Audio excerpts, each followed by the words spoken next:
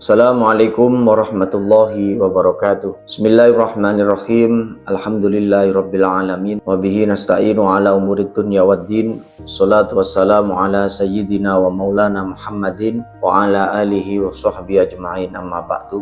Perkenalkan, nama saya Muhammad Fadil, Magister Pendidikan, salah satu dosen program studi Pendidikan Agama Islam, Fakultas Agama Islam, Universitas Kiai Haji Abdul Wahab Rasulullah, Tambak Beras Jombang, dengan NIDN 07280588604. Dalam kesempatan kali ini, perkenankan saya menyampaikan pernyataan diri dosen dalam rangka unjuk kerja Tridharma Perguruan Tinggi dalam aspek pengajaran. Dalam kesempatan kali ini yang akan saya sampaikan adalah mata kuliah studi hadis dengan menggunakan pendekatan DIE, yaitu Delivery Interaction Assessment. Delivery Interaction adalah menjelaskan bagaimana saya menjalin interaksi dengan mahasiswa dalam proses belajar mengajar pada mata kuliah studi hadis. Sedangkan assessment menjelaskan bagaimana saya mengukur kinerja secara objektif kepada mahasiswa. Berikut adalah outline pemaparan materi yang akan saya sampaikan. Di antaranya adalah: 1. Deskripsi mata kuliah studi hadis. 2. Capaian program mata kuliah studi hadis. 3. Capaian pembelajaran mata kuliah studi hadis. 3. Materi pembelajaran. Yang kelima, metode pembelajaran. Dan yang keenam, sistem penilaian. Mata kuliah studi hadis merupakan mata kuliah yang wajib bagi mahasiswa semester 3 pada program studi Pendidikan Agama Islam. Mata kuliah studi hadis memiliki bobot 2 SKS dalam 1 semester ke depan. Mata kuliah studi hadis ini adalah ilmu yang memahami, menilai, dan mengaplikasikan ajaran Nabi Muhammad SAW secara benar berdasarkan riwayah yang sahih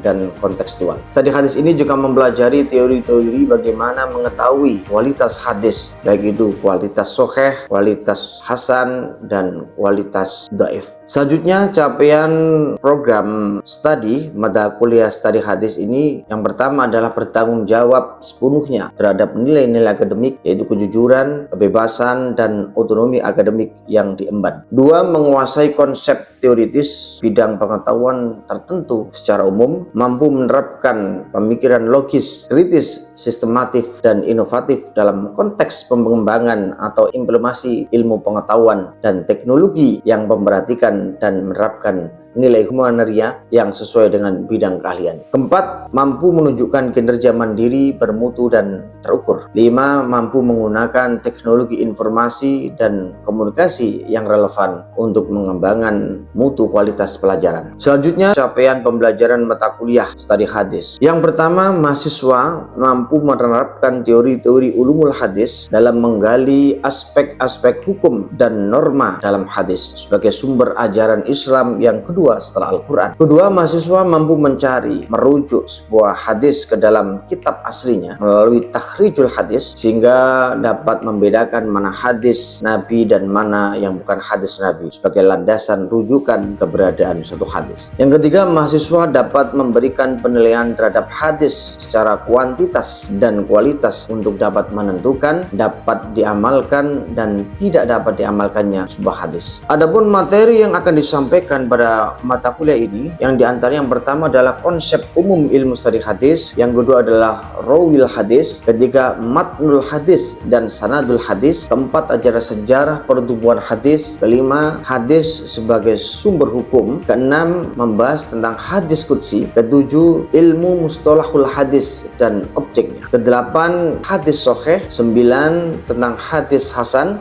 10 membahas macam-macam hadis dhaif berdasarkan kecacatan rawi, 11 macam-macam hadis dhaif berdasarkan gugurnya seorang rawi, 12 mengisnadkan hadis dan hal-hal yang berhubungan dengan isnad, yang 13 yaitu tentang tahammul hadis, dan yang terakhir adalah meriwayatkan suatu hadis. Setelah kita mengetahui gambaran singkat mata kuliah studi hadis, maka saya akan menjelaskan metode pengajaran. Yang pertama adalah metode ceramah. Dalam metode ini saya menyampaikan informasi melalui presentasi yang disajikan melalui PowerPoint kepada mahasiswa secara lesan. Dalam mata kuliah ini saya juga menggunakan buku karya saya yang berjudul Tadi Hadis. Juga tidak lupa merujuk pada Turots atau kitab-kitab klasik, kitab-kitab Indo yang menjelaskan tentang teori-teori dari ilmu hadis. Yang kedua, menggunakan metode diskusi, suatu cara pembelajaran atau penyampaian materi yang melibatkan interaksi dua arah atau lebih, di mana peserta didik atau kelompok ini saling bertukar pikiran, atau dalam istilah pesantren munadharah, bertukar pendapat dan argumen tentang suatu topik yang saya tentukan untuk mencapai pemahaman bersama atau solusi terhadap suatu masalah. Pada awal perkuliahan, saya selalu menjelaskan kontrak perkuliahan kepada mahasiswa, bagaimana pembelajaran berlangsung selama 1 semester, penjelasan tugas mahasiswa, serta bagaimana penilaian saya terhadap mahasiswa dan bobot penilaian yang saya berikan. Dengan demikian, mahasiswa diharapkan dapat memahami dan mengatur strateginya dalam mendapatkan nilai terbaik di mata kuliah ini. Bobot penilaian yang saya berikan kepada mahasiswa adalah sebagai berikut: kehadiran itu 15%, keaktifan dalam kelas 15%, tugas individu 15%, tugas kelompok 20%, UTS 15%, dan UAS ujian akhir semester 20%. Baik, selanjutnya saya akan menampilkan cuplikan video pembelajaran perkuliahan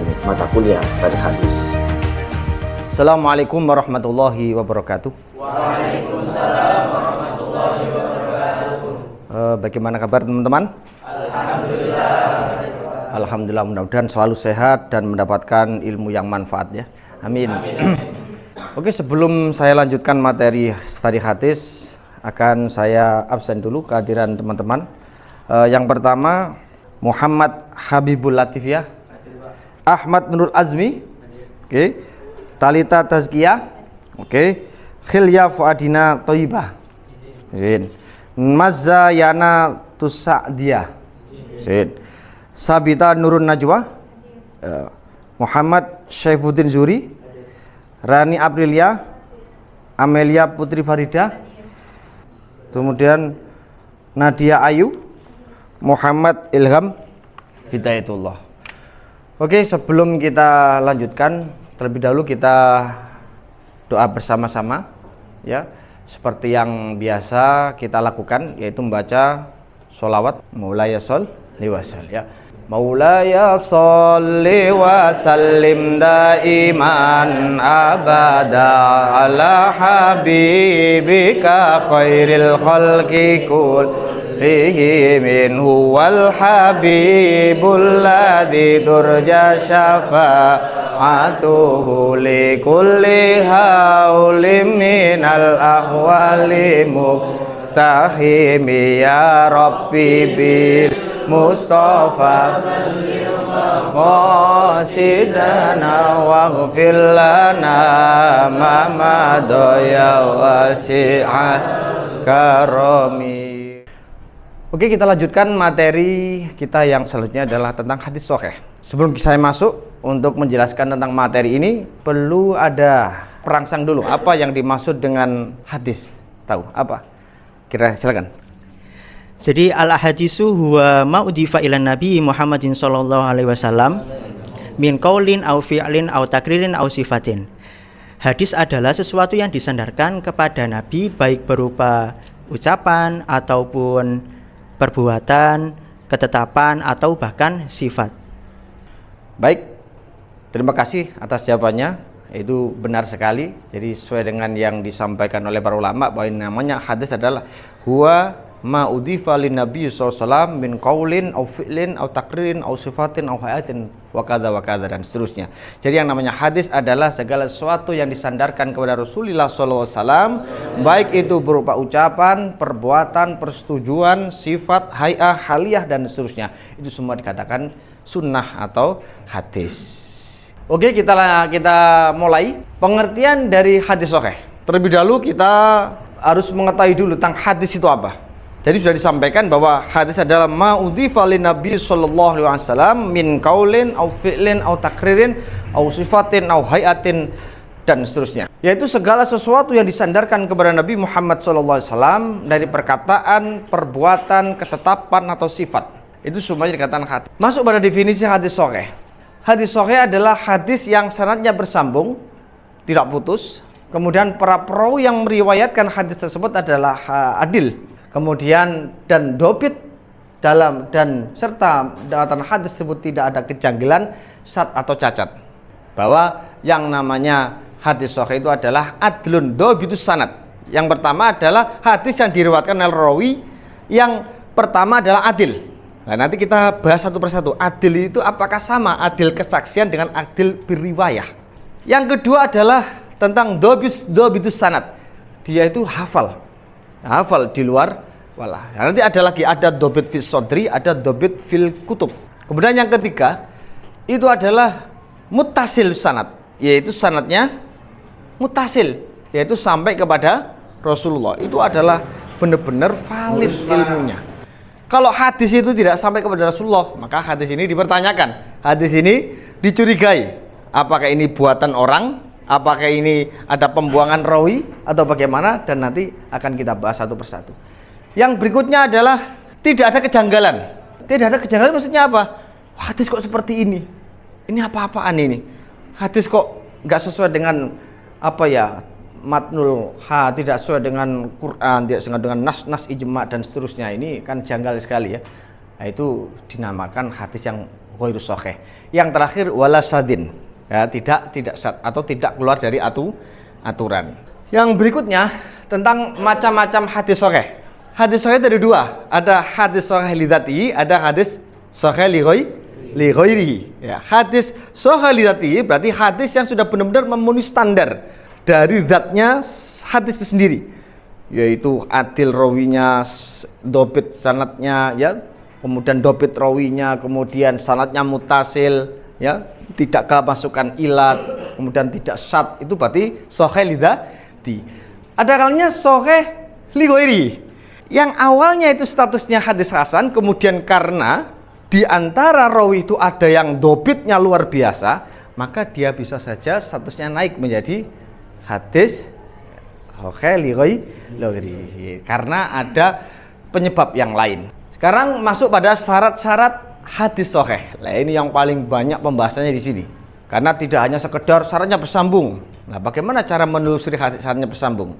Kemudian seluruh riwayatnya rawinya adalah adil dan dobit. Bagaimana? Harus ada penjelasannya masing-masing ini. Sehingga kita ini benar-benar menguasai dan memahami tentang pembahasan ilmu hadis sahih. Yang pertama adalah sanadnya bersambung.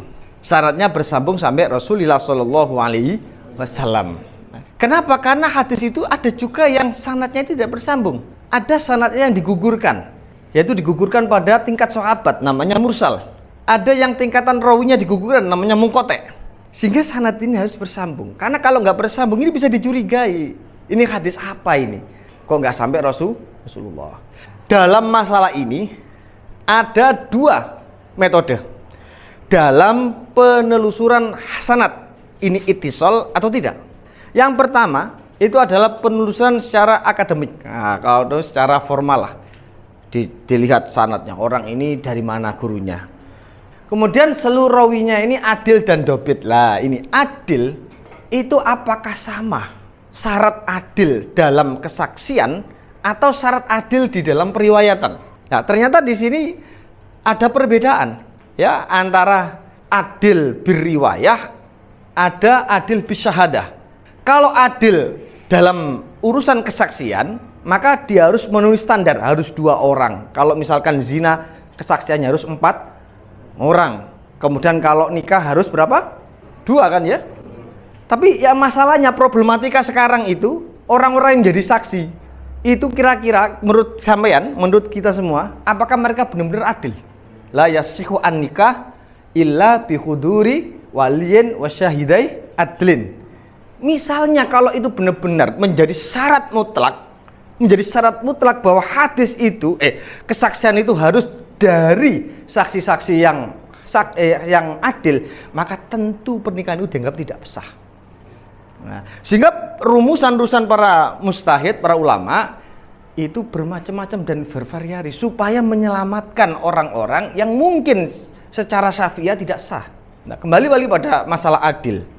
Adil bisyahadah itu tadi harus Ada kuantitas atau jumlah. Kalau ini sekian, kalau ini sekian, ada. Tapi kalau adil biriwayah itu beda. Tidak harus 2, tidak harus 3, tidak harus 4. 1 saja itu cukup. Dan tidak harus kamu harus perempuan, kamu harus laki-laki. Tidak. Laki-laki, perempuan itu sah menjadi syarat adil dalam periwayatan. Jadi adil dalam riwayat itu kayaknya lebih luas dan lebih mudah daripada adil dalam persaksian. Ya. Kemudian yang berikutnya adalah dobit. Dobit itu adalah orang yang tidak mudah lupa. Dobit itu ada 2. Dobit fisodri, ada dobit fil kutub. Dobit fisodri itu apa? Yaitu kemampuan seorang muhaddis atau perawi di dalam mengingat hadis-hadis yang diriwayatkan, itu ketika diajar itu juga ingat. Kemudian ketika menghafal juga sangat kuat. Ketika ditanya dan dibutuhkan sewaktu-waktu dia ingat. Itu namanya dobit fis sodri. Yang kedua dobil fil kutub. Apa dobil fil kutub? Apa yang disampaikan dari ingatannya itu sesuai dengan teks, sesuai dengan buku catatannya. Itu namanya dobit fil kutub. Itu luar biasa kalau seperti itu. Yang berikutnya, syaratnya adil itu apa? Adil itu dalam periwayatan. 1, dia selalu taat kepada Allah Subhanahu wa taala. Yang berikutnya ada selalu menjauhi perbuatan maksiat.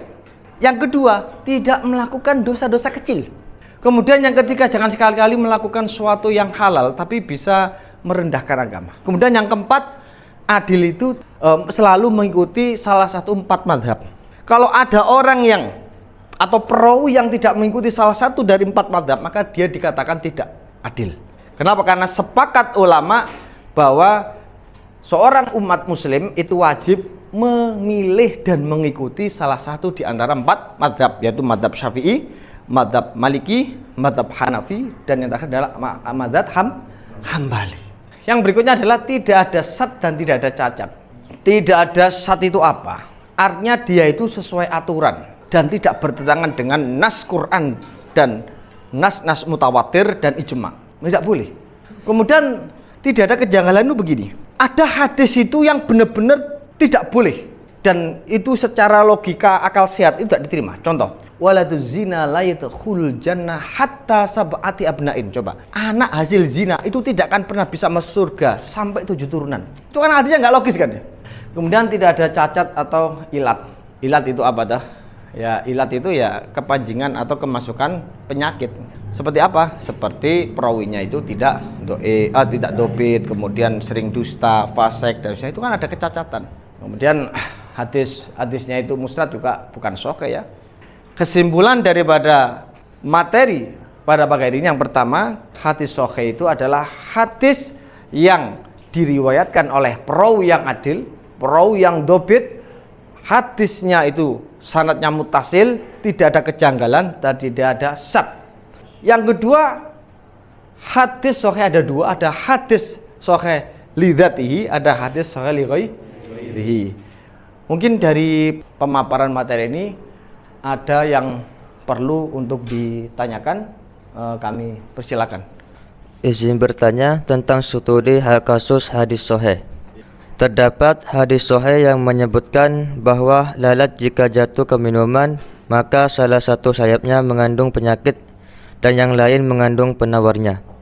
Pertanyaannya, bagaimana kita menyikapi hadis sahih seperti ini di tengah kemajuan ilmu pengetahuan yang justru memandang hadis tersebut sebagai tidak higienis dan berpotensi menimbulkan penyakit? Baik, saya jawab pertanyaan tadi. Apakah hadis yang menjelaskan tentang lalat yang jatuh ke tempat minuman atau air yang dipersiapkan untuk minum, maka hadis itu memerintahkan untuk mencelupkan lalat itu sampai ke dalam. Apa status hadis ini? Kamu harus tahu bahwa hadis ini adalah hadis yang diriwayatkan oleh Imam Bukhari. Imam Bukhari terkenal bahwa hadisnya adalah sahih. Kemudian kita tarik apakah ini sesuai dengan kajian ilmiah atau dalam ilmu kedokteran yang bahwa itu adalah menimbulkan penyakit. Rasulullah menyampaikan ini hadis sahih, statusnya adalah hadis sahih. Lalat itu kata Rasul, satu sisi itu adalah racun, satu sisi adalah penawar. Ketika dia masuk maka celupkan semuanya supaya menjadi netral. Jadi hadisnya Rasulullah yang disampaikan itu hak. Kalau itu hadis sahih, itu pasti benar. Oke, satu lagi pertanyaan. Izin bertanya Bapak. Dalam syurutul hadis sahih ada beberapa poin yang menjelaskan: satu, sanadnya bersambung; nomor dua, seluruh rawinya adil dan dhabit; nomor tiga, tidak ada syad dan ilat; dan kemudian hadisnya musnad. Dalam adalatur ruwah itu ada satu kriteria, yaitu selamat dari sifat-sifat fasik. Pertanyaannya, mengapa perawi hadis harus terhindar dari sifat fasik? Dan apa yang terjadi apabila hadis tersebut diriwayatkan oleh orang yang fasik? Baik, terima kasih atas pertanyaan tadi. Bagus sekali pertanyaan. Ya, dua-duanya bagus tadi. Oke, saya tanggapi. Dari syarat-syaratnya menjadi hadis yang sahih, rawi itu yang pertama harus memiliki sifat yang adil, tidak boleh punya sifat fasik. Karena kalau sekali dia punya sifat fasik, maka dia tidak bisa diterima periwayatannya. Kemudian ada pertanyaan, kenapa orang fasik itu tidak bisa diterima hadisnya? Karena yang namanya membawa hadisnya Rasulullah, membawa risalahnya Rasul ini harus hati-hati. Tidak boleh kemudian dikotori oleh tangan-tangan orang yang fasik. Karena khawatir nanti ketika dibawa oleh orang-orang seperti itu dan dilegalkan, maka ini akan menjadi rancu. Maka oleh sebab itu orang yang fasik tidak boleh. Kecuali nanti ada rivalnya, sama hadis yang maknanya sama, kemudian dibawa oleh orang-orang yang alim alamah, orang yang memenuhi syarat-syarat hadis, maka itu bisa diterima. Makanya ada do'if yang naik menjadi hadis hasan. Hadis ini yang asalnya misalkan do'if menjadi hadis hasan li ghairihi. Loh gitu deh. Tapi kalau satu orang tok, waduh ini sangat sulit ada penerimaan hadis. Kenapa? Karena dikhawatirkan dia berbohong. Yang terakhir, kita adakan diskusi materi tentang apakah hadis yang sahih itu selalu wajib diamalkan. Oke, silakan untuk membentuk kelompok-kelompok kecil. Nanti akan saya mintai jawaban satu persatu terkait apa yang disebutkan tadi. Silakan.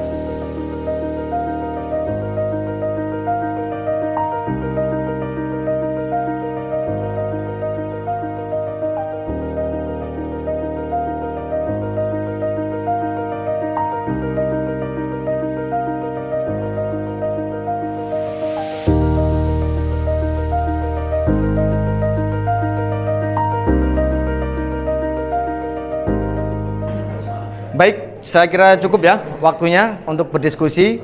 Nanti tolong mulai dari kelompok 1, kelompok 2, kelompok 3 menyampaikan pendapatnya. Dari kelompok yang pertama, monggo silakan untuk disampaikan. Dikatakan dalam kitab Fathul Mughis fi Ta'liq wujubul amali bihi bi ijma'i ahlil hadithi wa ma ya'tadu bihi minal usuliyina wal fuqa'i, bahwa menurut ahli hadis wajib untuk mengamalkan hadis sahih. Kenapa kok ahli hadis dan seseorang yang berpegang teguh kepada ahli hadis, contohnya orang ahli usul ataupun ahli fikih, itu mengatakan wajib? Sebab fahuwa hujjatun min hujaji syar'i, maka la yasau al muslimu tarkul amali bihi. Karena hadis sahih itu merupakan sebuah hujah ataupun landasan dari beberapa hujah ataupun landasan syariat. La yasau al muslimu tarkul amali bihi, maka tidak ada kesempatan atau harus seorang muslim mengamalkan. Oke, jadi kesimpulan dari pertanyaan tersebut, apakah hadis-hadis sahih selalu wajib dilakukan? Jawabannya wajib. Terbagi menjadi dua, ada namanya hadis sahih tasriyah dan non tasriyah. Hadis tasriyah itu seperti yang muamalah yang diperintahkan, dan non tasriyah seperti sebuah kisah atau hikayat cerita. Oke, kelompok yang kedua silakan untuk memberikan komentarnya. Menurut kelompok kami, setelah kita diskusikan, status pengamalan hadis sahih itu wajib diamalkan apabila berhubungan dengan dua hal, yaitu satu akidah dan juga syariat yang hubungannya sama kewajiban. Tapi ini menitik beratkan pada situasi dan kondisi juga. Apakah kita memungkinkan atau tidak? Tapi untuk keseluruhan ada 2 poin, yaitu satu akidah dan hukum syariat yang hubungannya sama kewajiban, perintah wajib. Oke, tinggal kelompok yang ketiga, silakan disampaikan komentarnya. Baik, kalau dari kelompok ini itu hampir mirip dengan yang kelompok 2 tadi. Jadi wajib diamalkan seperti dalam hadis yang mengandung akidah dan juga syariat. Tetapi juga ada hadis sahih yang tidak semuanya itu harus diamalkan. Seperti hadis yang sudah pernah dihapus, seperti hadis yang dulu kan Kanjeng Nabi menyuruh umat zaman dulu yang masih jahiliyah itu kan tidak boleh ziarah kubur. Tetapi dengan berjalannya waktu yang agama Islam itu sudah melekat di umat dahulu, dalam artian imannya itu sudah kuat, itu kan kemudian Kanjeng Nabi memperbolehkan untuk berziarah kubur. Nah, kayak contoh lain yang harus diamalkan, hadis sahih yang harus diamalkan itu contohnya kayak shollu kama ra'aitumuni yusolli. Nah, itu kan Kanjeng Nabi menyuruh untuk sholat sebagaimana aku sholat. Nah, itu wajib dilakukan, wajib diamalkan. Baik, alhamdulillah 3 kelompok sudah memberikan komentar, sudah memberikan tanggapan terkait pengamalan dari hadis sahih. Kelompok yang pertama, wajib mutlak, semuanya harus diamalkan. Kemudian kelompok kedua mengatakan bahwa wajib diamalkan jika itu bersentuhan dengan akidah dan hukum-hukum syar'i. Kelompok ketiga, tidak selalu diamalkan. Oke, saya luruskan, saya taskhihkan, saya benarkan bahwa bagaimana atau apa hukum hadis sahih itu ketika diamalkan. Apakah selalu wajib diamalkan atau tidak selalu diamalkan? Jawabannya tidak selalu wajib diamalkan. Apa faktor-faktornya atau penyebabnya dia tidak wajib diamalkan? Yang pertama, salah satunya disampaikan oleh kelompok 3, yaitu mansuhun, karena dia sudah dinasakh. Ya kuntu nahaitukum an ziyaratil qabri fazuruhu. Dulu kami melarang untuk berziarah kubur, sekarang berziarahlah. Maka hadis sahih ini tidak wajib diamalkan, alias ziarah kubur ini tidak wajib. Kalau dalam usul fikih, ketika dulu ada pelarangan kemudian ada perintah, itu namanya dilalah ibahah, dilalah kebolehan. Kemudian yang kedua adalah ghairu jariyan ala umumihi, yaitu tidak berlaku pada umum. Seperti hadisnya Rasulullah tentang menikahi lebih dari 4, kamu tidak boleh. Karena itu adalah jalur khusus bagi Rasulullah, itu tidak boleh. Yang ketiga itu adalah satu yang nasakh, kemudian tidak berlaku. Kemudian mukhasis itu ya sesuatu yang dikhususkan. Seperti apa? Tidak diperkenankan wasiat kepada ahli waris. Tidak serta-merta dia itu kemudian tidak boleh ada waris. Tetapi ketika nanti ahli waris semuanya setuju, maka boleh untuk berwasiat. Artinya ini menunjukkan hadis sahih seperti ini tidak wajib untuk diamalkan. Jadi kesimpulan ya semuanya benar karena ini adalah beristihad ya. Istihad itu kalau salah dapat 1 pahala.